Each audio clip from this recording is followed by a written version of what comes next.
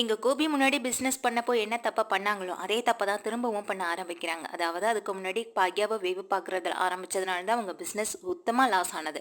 இப்ப திரும்பவும் ஒரு புது பிசினஸ் ஆரம்பிச்சாங்க. அது நல்லபடியா ஜெயிச்சு, இப்ப கொஞ்சம் கொஞ்சமா முன்னேறி வர நேரத்துல, திரும்பவும் தன்னுடைய குடும்பத்த பத்தின யோசனையிலயும், இந்த பாக்யா சந்தோஷமா இருக்கவே கூடாதுன்ற ஒரு எண்ணத்துலயும் இங்க போறாங்க. இதெல்லாம் தெரிஞ்ச உங்க ஃப்ரெண்டு என்னென்னமோ சொல்லி கண்டிச்சு பார்க்குறாங்க. ஆனா அதெல்லாம் கேட்குற மாரி இல்ல உங்க கோபி. அதே போல இங்க ராதிகாவுக்கும் கோபிக்கும் இடையில பிரச்சனைக்கு மேல பிரச்சனை வந்துட்டே இருக்கு. நீங்க மட்டும் உங்க அம்மா கூட சந்தோஷமா இருக்கலாம்.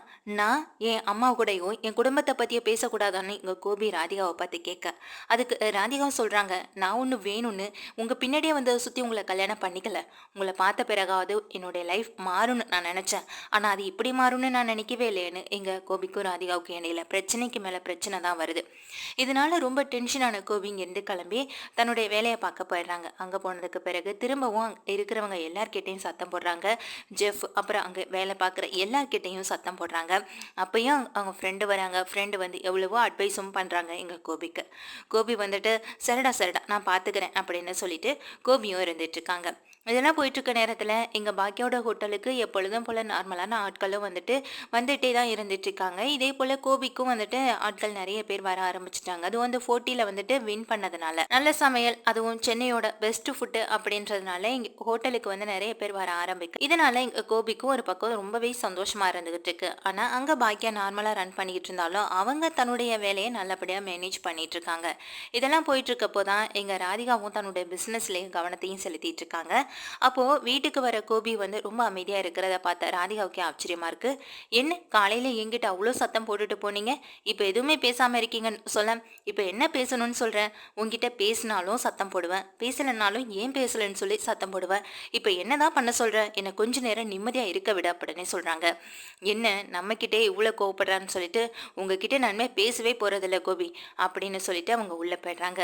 ரொம்ப நல்லது, ரொம்ப சந்தோஷம். இவ பேசவே வேணாம், பேசினாதான் நமக்கு டென்ஷன் ஆகுது.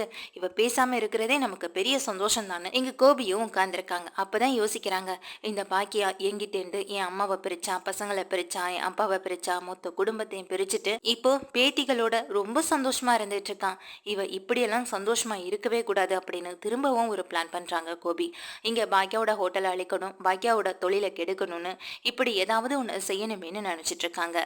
அதுக்கு ஏற்றது போல காலையிலையும் இவங்க தன்னுடைய வேலையை பார்க்க அங்க போறாங்க. அங்க போனா இங்க இவங்க நினைச்சுக்கு எதிர்மறையா மிகப்பெரிய ஆப்பே இங்க இருக்கு, காத்திருக்கு கோபிக்கு. கோபி நினைச்சிட்டு போறது ஒண்ணு, இன்னைக்கு நம்ம ஹோட்டலுக்கு போன கையோட அங்க அந்த செஃப் கிட்ட நம்ம சொல்ல வேண்டிய டீட்டெயில்ஸ் எல்லாம் கொடுத்துட்டு அங்கிருந்து கிளம்பிடணும். கிளம்பி போயிட்டு இங்க பாக்கியாவோட ஹோட்டலை பத்தின விமர்சனங்களை நம்ம எல்லார்கிட்டையும் சொல்லணும். தப்பான ஹோட்டலுக்கு போகாதீங்கன்ற மாதிரி இங்க பாக்கியாவோட ஹோட்டலை கெடுக்கணும், அதுக்கு ஏத்த மாதிரியான வழிகளை பண்ணணும், அதுக்கு 4 பேரை சந்திக்கணும். முக்கியமா எனக்கு தெரிஞ்ச 4 பேரை நான் பார்த்து எங்க பாக்கியாவோட ஹோட்டலை பத்தி தப்பா சொல்றதுக்கு இதுதான் சரியான நேரம், அவளுக்கு கஷ்டத்தை கொடுக்கணும் அப்படின்னு நினைச்சிட்டு இங்கிருந்து கோபி ரொம்ப சந்தோஷமா கிளம்புறாங்க. அப்பதான் எங்க ராதிகா கேக்குறாங்க, என்னாச்சு கோபி, நேத்து நைட் ரொம்ப டென்ஷனா இருந்தீங்க, இப்ப ரொம்ப சந்தோஷமா இருக்கீங்க, உங்களை என்னால புரிஞ்சுக்கவே முடியலையே அப்படின்னு சொல்றாங்க.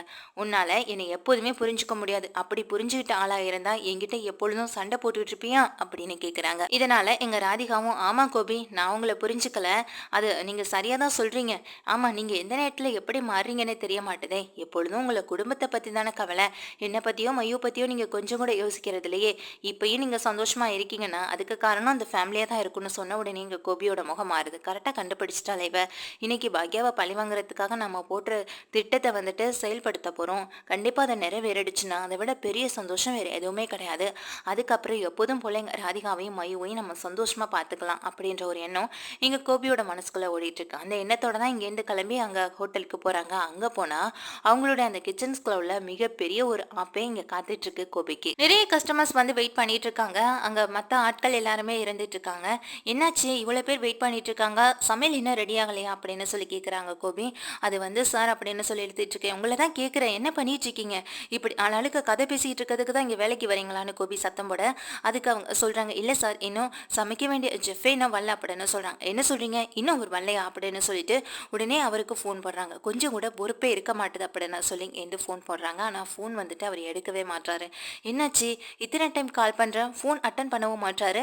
வரலன்னா ஏதாவது ரீசன் சொல்லியிருக்கலாம். ஒரு ஃபோன் பண்ணி நம்ம கிட்ட ரீசன் சொல்கிறதுக்கு என்ன ஆக போகுது?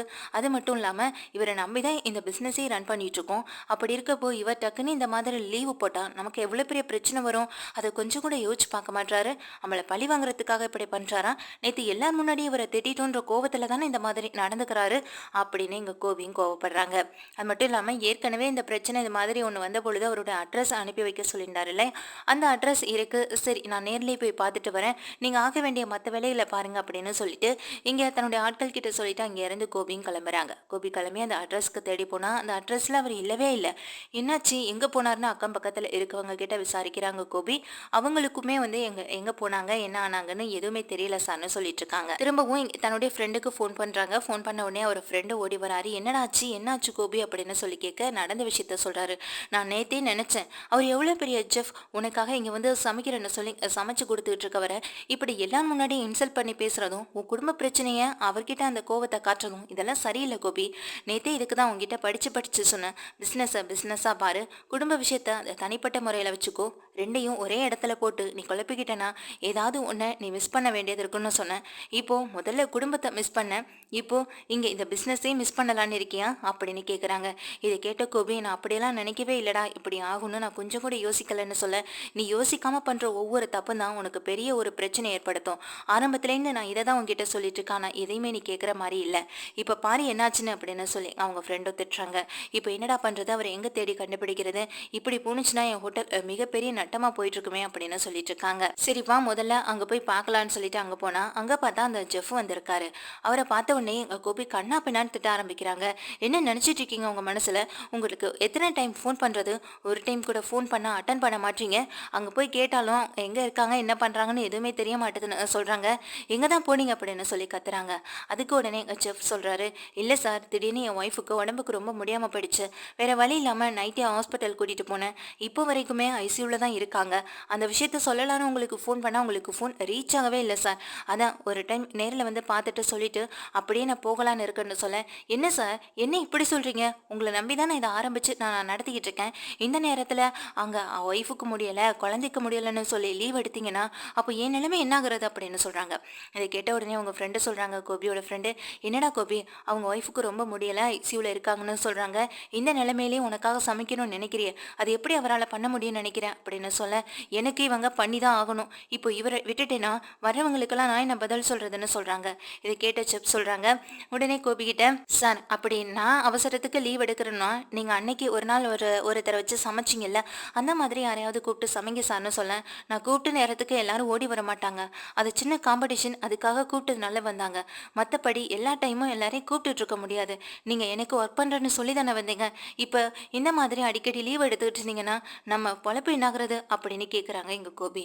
அதுக்காக நான் என் ஒய்ஃபை விட்டுட்டு வர முடியுமா, பார்த்துக்கிறதுக்கும் ஆள் இல்லை, அப்போது நான் யாரை வச்சுட்டு பார்த்துக்க சொல்லிட்டு நான் இங்கே சமையல் பண்ணுறது, அப்படியே வந்தாலும் எனக்கு என் நினைப்பு ஃபுல்லாக என் ஒய்ஃப் மேலே தானே இருக்கும், அவள் எப்படி இருக்காளோ என்ன பண்ணுறாளோன்ற மாதிரியான யோசனையில் தானே நான் இருப்பேன், இந்த மாதிரியான நேரத்துலையாவது ஒய்ஃப் கூட பக்கத்தில் இருந்து அவளை நல்லபடியாக கவனிச்சுக்கணும் சார், அதுதான் எனக்கு முக்கியம், எனக்கு தொழிலெலாம் அடுத்த பட்சம்தான், எனக்கு முதல்ல என் மனைவி தான் ரொம்ப முக்கியம், அவள் ஆரோக்கியம் இருந்தாலே நான் பாதி சந்தோஷமாக இருப்பேன், அப்படியே அவளுடைய உடம்புக்கு எதுவும் முடியலைன்னா என்னால் அதை ஏற்றுக்கவும் முடியாது சார்னு சொல்ல, இப்படி ஒய்ஃப் மேலே ரொம்பவே பிரிய வச்சுருக்க நீங்கள்லாம் எதுக்கு சார் வேலைக்கு வரணும்னு இங்கே கேட்குறாங்க கோபி.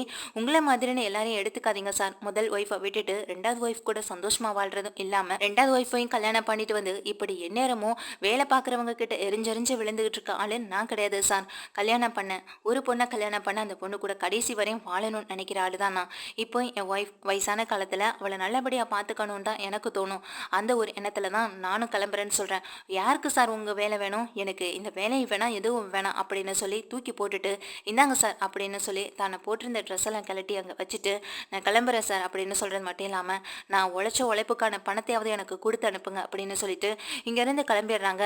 நான் பேசிக்கிட்டே இருக்கேன், நீங்கள் பாட்டை தூக்கி எறிஞ்சிட்டு போயிட்டே இருக்கீங்கன்னு எங்கள் கோபி சொல்ல, நீங்கள் பேசின பேச்சுக்கு வேற யாராவது இருந்திருந்தா எப்பயோ இந்த ஹோட்டலை விட்டு போயிருப்பாங்க, என்ன சார் பண்ணுறது, எனக்கும் பொழைப்புக்கு வேறு வழி இல்லை, நீங்க கூப்பிட்டீங்கன்னு சொல்லி தான் சமைக்க வந்தேன். ஆனா இந்த ஹோட்டல்ல சமைக்கிறத பார்க்கும்போது எனக்கே இப்ப கொஞ்சம் சந்தோஷமும், அதே நேரம் எனக்கும் ஒரு நம்பிக்கை வருது. தனியா நான் ஒரு சின்ன ரோட்டு கடை வச்சா கூட பொழைச்சுப்பேன்ற ஒரு நம்பிக்கை வருது. நான் கிளம்புறேன் சார் அப்படின்னு சொல்லிட்டு அந்த செஃப்பும் கிளம்புறாங்க. இதுக்கப்புறம் எங்க கோபியால எதுவுமே பேச முடியல. பாத்திலடா கோபி, உன்னுடைய முன் கோபத்தால இப்போ உனக்கு தான் மிகப்பெரிய பிரச்சனையே வந்திருக்குன்னு சொல்ல, எல்லாம் அந்த பாக்கியாவால தான் அப்படின்னு சொல்லி திரும்பவும் திட்டுறாங்க. டேய் பிரச்சனை பண்ணிக்கிட்டு இருக்கத நீ, ஆனா இப்பவும் நீ பாக்கியாவை பத்தி பேசுறனா, நீ இப்பன்னு இல்ல எப்போதுமே திறந்து போறதே கிடையாதுடா கோபி. இப்படி எல்லாத்துக்கும் நீ பாக்கியாவே குத்தம் சொல்லிட்டு இருந்தானா, கடைசியில இப்போ ஜெஃப் தான் உன்னை விட்டு போனாரு. கடைசியில இந்த கிச்சன் ஸ்கூலோட உன்னை விட்டு போறதுக்கு ரொம்ப நாள் இல்லை அப்படின்னு எச்சரிச்சுட்டு தான் போறாங்க. எங்க கோபி செம்ம டென்ஷன்ல கடுப்புல இறந்துகிட்டு இருக்காங்க. சரி நமக்குன்னு வேற ஜெஃப் கிடைக்காம போயிடுவாங்க. அன்னைக்கு நம்ம ஒரு ஆளை கூட்டிட்டு வந்தோம்ல, அவர் மூலமாவோ இல்ல அவரே வந்து சமைச்சாலும் எனக்கு சந்தோஷம் தான். அவரால் தான் அந்த போட்டியில வின் பண்ண வேண்டியதா இருந்துச்சு. இவராலையா, இவர் என்னத்தை சமைச்சாரு அப்படின்ற மாதிரியான கோவத்துல இருந்துகிட்டு இருக்க. உடனே ஃபோன் பண்றாங்க. சரிங்க சார் நான் வரேன் அப்படின்னு சொல்ல நேரில் வராங்க. சார் எனக்கு ரொம்ப பெரிய ஹெல்ப் வேணும் அப்படின்னு சொல்ல, என்ன சார் அன்னைக்கு மாதிரி ஏதாவது ஹெல்ப் வேணியிருக்கா அப்படின்னு கேட்குறாங்க. இல்லை எங்கள் ஹோட்டலுக்கு இப்போ புதுசாக ஒரு செஃப் வேணும் சமைக்கிறதுக்கு. நான் ஏற்கனவே வச்சுருந்த ஆள் வேண்டான்னு சொல்லிட்டு போயிட்டாரு. இப்போ வந்து யார் சமைக்கிறது என்ன பண்ணுறதுன்னு ஒன்றுமே புரியலை. கஸ்டமர்ஸ் வேறு நிறைய பேர் வர ஆரம்பிச்சிட்டாங்க. என்ன சார் பண்ணுறது அப்படின்னு கேட்குறாங்க. இப்போது என்கிட்ட இந்த மாதிரியான ஆட்கள் யாருமே இல்லையே சார்னு சொல்ல, ப்ளீஸ் எனக்காக இதை மட்டும் ஒரே ஒரு உதவியை பண்ணுங்க செஃப். உங்களுக்கு தெரிஞ்சவங்க யாரும் இருந்தால் மட்டும் என்னுடைய ஹோட்டலுக்கு அனுப்பி வைங்க அப்படின்னு சொல்ல, சரிங்க சார் நீங்கள் இவ்வளவு கேட்குறதுனால ஒரு வாரத்துக்கு மேனேஜ் பண்ணுற மாதிரி நான் யாரையாவது ரெடி பண்ணி இப்போவே அனுப்பி விடுறேன். ஆனால் ஒரு வாரத்துக்கு அப்புறம் கண்டிப்பாக அதை என்னால் சொல்ல முடியாது.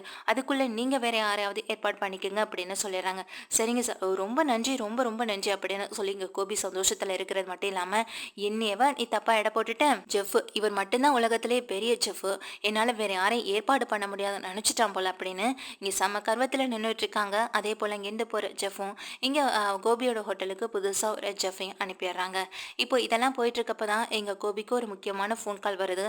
கோபி இதை கேட்டு ரொம்ப சந்தோஷப்படுறாங்க. சரிங்க சார் நான் இப்போ உடனே கிளம்பி வரேன்னு சொல்லிட்டு ஃபோனை வச்சுட்டு அங்கே சமைக்கிற ஆள்கிட்லேயும் சொல்லிட்டு அங்கேருந்து கிளம்புறாங்க. நல்லா சமைங்க, வரவங்க நல்லா கவனிச்சுக்கோங்க அப்படின்னு சொல்லிட்டு அங்கேருந்து கிளம்பி நேராக அங்கே போகிறாங்க. அங்கே போனதுக்கு பிறகு சார் நீங்கள் தானே இந்த போட்டியில் வின் பண்ணது அப்படின்னு சொல்லி கேட்குறாங்க.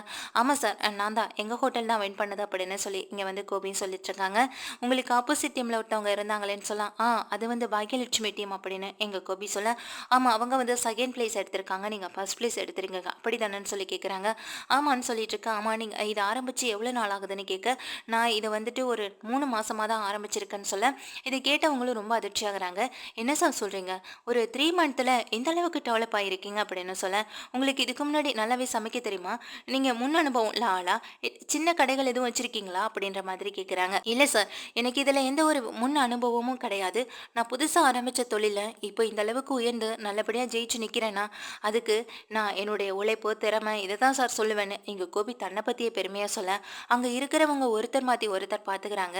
என்னாச்சு சார் என்னாச்சு அப்படின்னு சொல்லி கேட்க, இதை கேட்ட எங்கள் கோபி சொல்கிறாங்க, என்னாச்சு சார் அப்படின்னு எங்கள் கோபி கேட்க, அதை கேட்டவங்களும் சொல்கிறாங்க, இல்லை நீங்கள் செஃப் வச்சு தானே சமைச்சிங்க உங்கள் ஹோட்டலுக்கு அப்படின்னு சொல்ல, ஆமாம் சார் அப்படின்னு சொல்கிறாங்க. அப்போ உங்களுக்கு சமைக்க தெரியாதான்னு கேட்க, இல்லை எனக்கு தெரியாது, நான் அதனால தான் என்னுடைய ஹோட்டலுக்கு செஃப் வந்துட்டு நான் வச்சு சமைச்சிட்ருக்கேன், இப்போவும் அது மாதிரி தான் ரன் பண்ணிகிட்ருக்கேன்னு சொல்ல, இதை கேட்டவங்க அப்போ ஒருத்தர் மாற்றி பார்த்துக்கிறது மட்டும் இல்லாமல், அப்போது ஆப்போசிட் டீமில் இருந்தாங்களே அவங்கன்னு சொல்ல, அவங்களுக்கு எங்கே சார் இந்த மாதிரியான ஆட்கள்லாம் கிடைக்க போகிறாங்க, நான் பெரிய பெரிய செஃப் எல்லாம் கூட்டிகிட்டு வந்து சமைச்சேன், ஆனால் அது அவங்களே சமைச்சது தான் அப்படின்னு சொல்ல, அதனால தான் அந்த போட்டியில் அவங்களால வின் பண்ண முடியலன்னு சொல்கிறாங்க.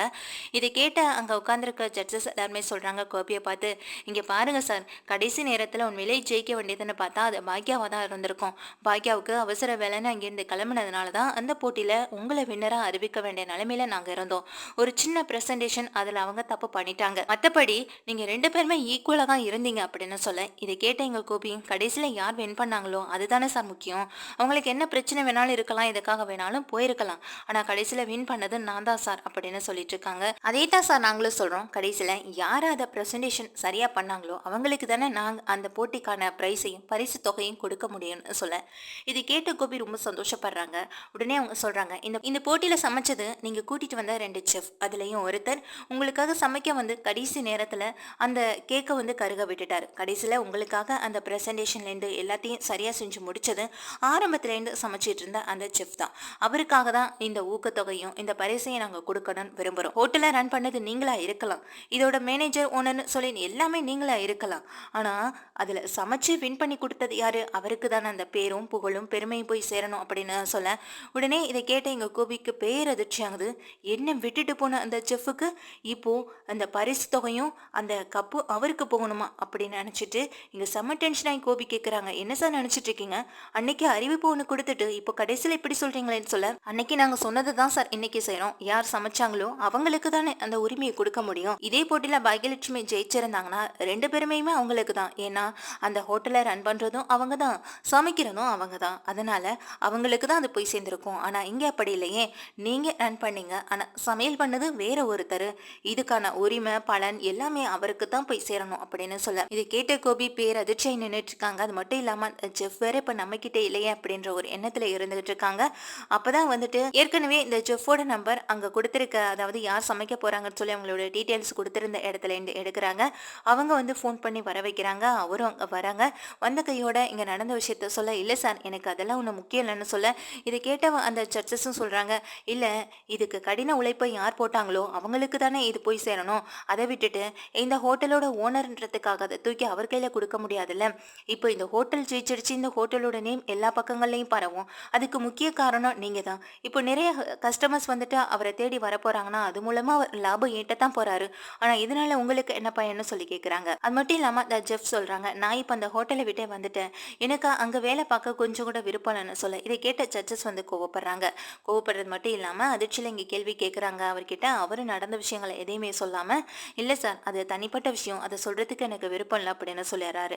இதனால கோபியும் அப்படியே மனசு உடைஞ்சு போய் நின்றுட்டுருக்கேன். உடனே செஃப் கிட்ட சொல்கிறாங்க, நீங்கள் நல்லா சமையல் பண்ணுறீங்க, நீங்கள் எதுக்காக வெளியில் போய் கஷ்டப்படணும், பேசாமல் நீங்கள் எங்களுக்கு, அதாவது நாங்களே ஒரு பெரிய ஹோட்டல் ரன் பண்ணிகிட்டு இருக்கோம், அந்த ஹோட்டலுக்கு நீங்கள் ஜெஃபாக வந்தால் நாங்கள் சந்தோஷப்படுவோம் அப்படின்னு சொல்ல, இதை கேட்டவரும் ரொம்ப சந்தோஷப்படுறாங்க. இதை உடனே அந்த ஜட்ஜஸ் சொல்கிறாங்க, எங்கள் வந்து அந்த செஃப் கிட்ட, நீங்கள் பேசாமல் எங்கள் ஹோட்டலில் வந்து ஒர்க் பண்ணுங்கள், நீங்கள் எதிர்பார்க்குற சம்பளத்தையும் நாங்கள் உங்களுக்கு தரோம், நீங்கள் இந்த அளவுக்கு சமைக்கிறீங்க, இந்த சென்னையோட பெஸ்ட் ஃபுட்டான அவார்டை நீங்கள் வாங்கியிருக்கீங்க, அப்படிப்பட்ட ஒரு ஆள் எங்கள் ஹோட்டலில் சமைக்கிற நினச்சி நாங்கள் சந்தோஷப்படுவோம் அப்படின்னு சொல்ல, இதுக்கு உங்களுக்கு சம்மதமானு கேட்குறாங்க. இதை கோபியை பார்த்து அப்படியே சிரிச்சுக்கிட்டு ரொம்ப சந்தோஷம்னு சொல்ல, கோபிக்கு ரொம்ப அசிங்கமாகவும் பேரதிர்ச்சியாகவும் ஆயிடுது. அந்த ஒரு வருத்தத்தோட அங்கேருந்து கிளம்பி எங்கள் ஹோட்டலுக்கு வந்து நடந்த விஷயம் எல்லாத்தையுமே தன்னுடைய ஃப்ரெண்டுகிட்ட சொல்ல, அவங்க ஃப்ரெண்டு வந்துட்டு ஆரம்பத்துலேருந்து நான் உங்ககிட்ட சொல்லிட்டு இருக்க விஷயத்த நீ காது கொடுத்து கூட கேட்குற மாதிரி இல்லை, கடைசியில் பாரு உன் நிலைமை என்னாக போகுதுன்னு எனக்கே தெரியலடா கோபி அப்படின்னு சொல்ல, திரும்பவும் வந்து எங்கள் கோபி சொல்கிறாங்க, எல்லாம் இந்த செஃப் இப்படி என் தலையில் மண்ணள்ளி போடுவார்னு நான் நினச்சி கூட பார்க்கல, இப்போ இருக்கிறவரும் ஒரு வாரத்தில் போயிடுவார், இதுக்கப்புறம் நான் எப்படி ரன் பண்ண போகிறேன், திரும்பவும் தலையில் துண்டை போட்டுட்டு உட்கார வேண்டியதானா அப்படின்ற ஒரு யோசனையிலையும் வருத்தத்திலையும் எங்கள் கோபியை அழுது புலம்பிக்கிட்டு இருக்காங்க தன்னுடைய ஃப்ரெண்டு கிட்ட. அவங்க ஃப்ரெண்டும், இவன் எப்போதும் திருந்த போகிறதே கிடையாது, இவன் திருந்தவே மாட்டான், அதுக்கு முன்னாடி ராதிகா கிட்ட இந்த விஷயத்த சொல்லி இந்த ஹோட்டலோட பொறுப்பை ராதிகாவே ஏற்றுக்கிற மாதிரி பண்ணிக்க வேண்டியதான், அப்படி இல்லைனா இதையும் விட்டுட்டு கடைசியில் இவன் தனிமரமாக தான் நிற்க வேண்டியிருக்குன்னு அவங்க ஃப்ரெண்டு வேற தன்னுடைய ஃப்ரெண்டு கோபிக்காக யோசிக்கவும் செய்கிறாங்க. பாக்கியாவை பழி வாங்கணும்னு போய் கடைசியில் தான் தலையில் அவரே மண்ணை வாரி போட்டுக்கிட்ட மாதிரி இங்கே பாக்கியாவை பழி வாங்கணும்னு அலைஞ்சிட்டு இருந்ததுனால, எல்லார் முன்னாடியும் இங்கே, அதாவது தன்னுடைய ஹோட்டலில் எங்கள் செஃப்பை திட்டினதுனால, அவர் ஒரு விபரீத முடிவு எடுக்க போனதுனால தான் கடைசியில் அவருக்கு மிகப்பெரிய நல்லதே நடந்திருக்கு. இங்கே கோபி கூட்டிகிட்டு வந்து சமைக்க வச்சதுனால என்னவோ அவருக்கு பெரிய நல்ல வாய்ப்பே கிடைச்சிருக்கு. ஆனால் இங்கே கோபி தன்னுடைய அவசர புத்தியாலையும் பழி வாங்குற எண்ணத்தாலையும் இப்போது எந்த ஒரு செயலையுமே செய்ய முடியாமல், இங்கே தலை நிமிர்ந்து நடக்க முடியாமல் அவமானப்பட்டு நின்றுட்டு இருக்காங்க. இன்னும் ஒரு வாரத்துக்கு அப்புறம் இங்கே கோபியோட நிலைமை இன்னும் தலைகீழாக மாறலாம், இன்னும் மோசமாக கூட மாறலாம்.